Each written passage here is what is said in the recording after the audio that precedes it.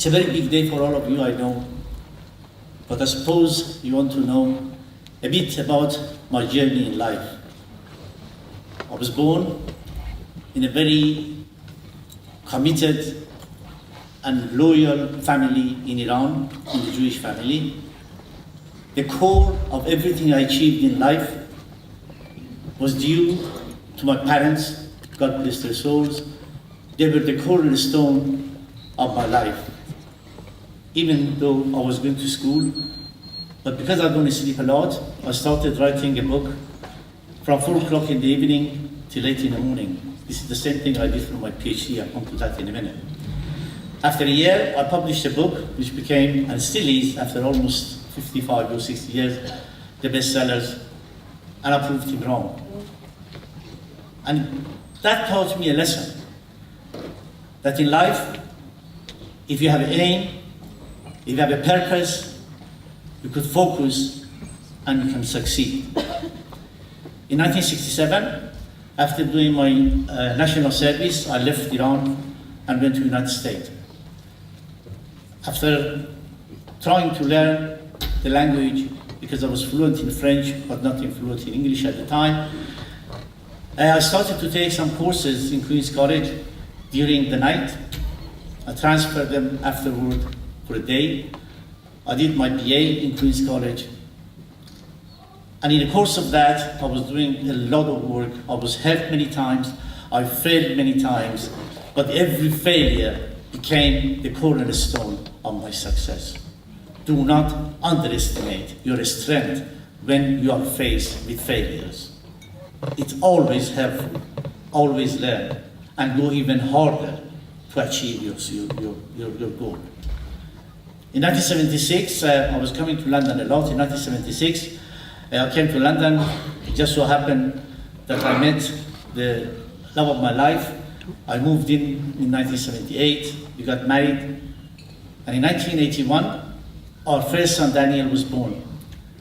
I went to my wife and I said, I think I decided to do a PhD. And she looked at me and she said, are you from this planet or from somewhere else? You just got married, you have a young kid, you have a business to run, what do you mean you want to do a PhD? I said, I found the university, I want to go, and don't worry about it, I'm not going to deprive you of my time. The quality time you always had, because I use my own time, which was again between 4 and 8 in the morning. So I did my PhD, but I found an institution which is unparalleled to any institution that I found or I got involved in later on. Let me tell you, I used to walk in, go around. After I did my PhD, obviously I immediately endowed the chair that the director mentioned. Then I used to go to the director's room and look at the porter cabinet across the room of the director's room. And I turned around to him one day and I said, you know something? I can't see the side of these porter cabins. Give me 2 years. I'll find somebody to build a building. If I can't find anybody, I'll pay for it myself. I was very lucky. I had a very good relationship with King of Brunei. I walked into his office. He wanted to build a mosque. I told him not to build a mosque. I said, there are plenty of mosques. We need a cultural institution. We need education. I came to university. I went to Macmillan at the time, who was the director, and I said, here it is. I promise you, so I'm doing it because I love this institution. I never forget, he turned around to me and said, I used to be a banker, I'm still a banker. I haven't seen that many zeros on one piece of paper. So that was the story of Brunei. I'm not the only person who fell in love with SOAS. Many leaders in business, politics, and world did too. Some of the most influential people in the world are SOAS alumni. Let me now share with you something which is even more important.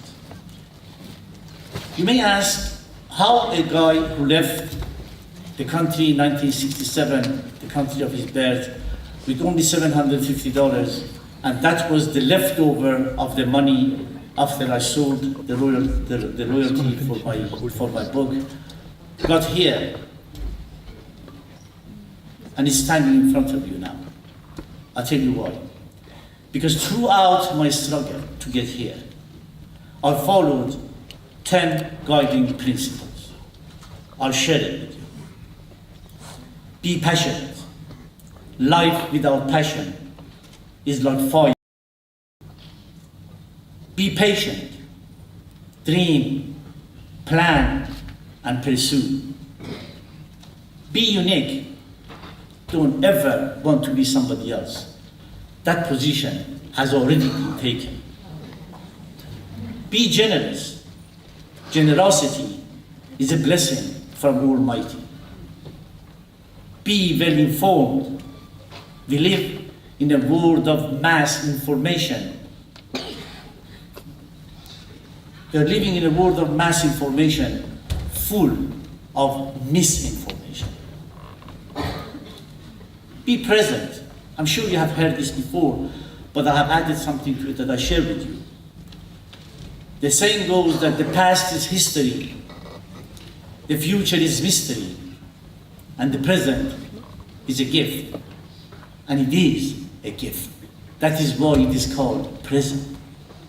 Every morning you wake up, every morning you look up to the sky, remember, that is part of that gift. Be humble. Always remember, glory belongs to God and humility belongs to man. Be mindful. Ownership is nothing but myth. We are all only temporary custodian of what we believe we own. Be loving. No child is born to hate.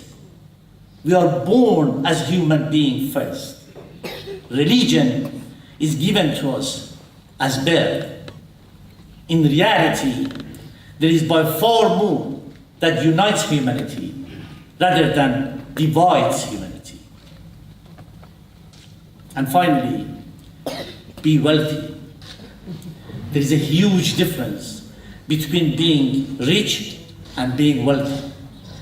The definition of rich is only financial. The definition of wealth is totally different.